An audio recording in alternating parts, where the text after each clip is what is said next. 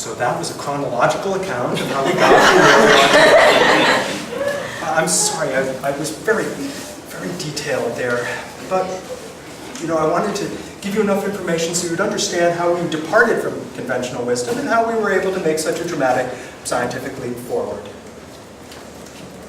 Do you have any questions? I'm afraid I bored you. I'm always worried at this point in the presentation. I mean, the lights are low. I can't see if anybody has left or not. My wife was always telling me to skip the introduction and just get to the point. Get to the point. It's why I like PowerPoint presentations. But the lights are low. I can't see if you're yawning, or if you're sleeping, or if you're text messaging. I've got a question. Why did your wife leave you?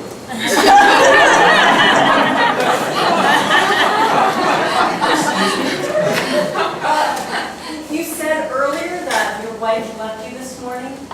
Why? That's not a question about science.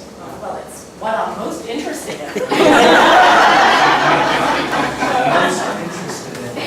That's all fine and good. This is a science presentation. I'm here to tell you about biotechnology. All you want to know about is biology.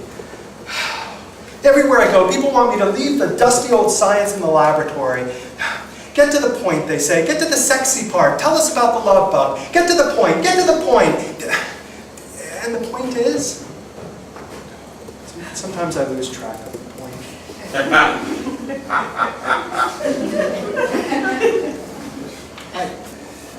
I was there this morning when she left.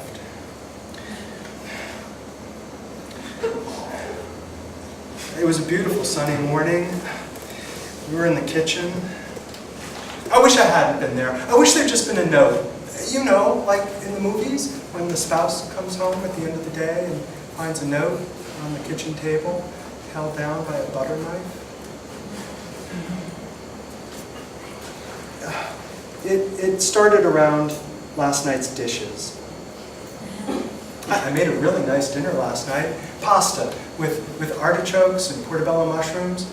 A couple years ago, I would have added chicken or shrimp, but my wife's become a vegetarian, and I respect that. I cook on the nights that she works late, and I like to have the meal on the table when she gets home. And last night, just as she was coming through the door, the buzzer on the stove rang, and so we could eat. So we ate. We didn't talk much, but that's not unusual. I mean, on the nights she works late, she's tired.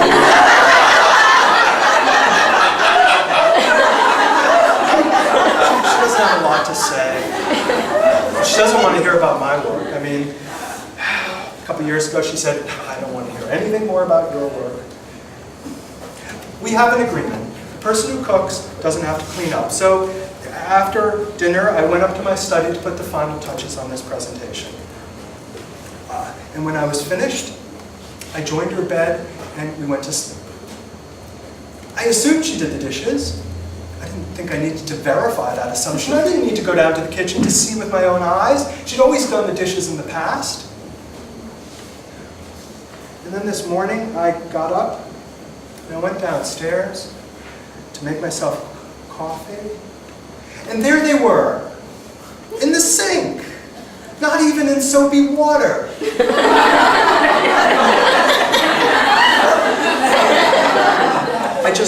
I just ignored them, and I made myself the coffee. I know what you're thinking. You're thinking, why didn't I just do the dishes myself? But we had an agreement, and she'd always abided by that agreement, and I didn't want to set a bad precedent. So I just waited for her. I drank my coffee. I read the newspaper. She came downstairs. Eventually, her hair still wet from the shower. She was dressed. I was surprised at that. I expected her to apologize. I expected her to say that she'd been too tired last night. She'd do the dishes now. But she didn't say that. She poured herself a cup of coffee and she leaned against the counter. The dishes, I said. You do them, she said. But our agreement, I said. I'm leaving, she said. But you don't have a shift until this afternoon, I said. I'm leaving you, she said.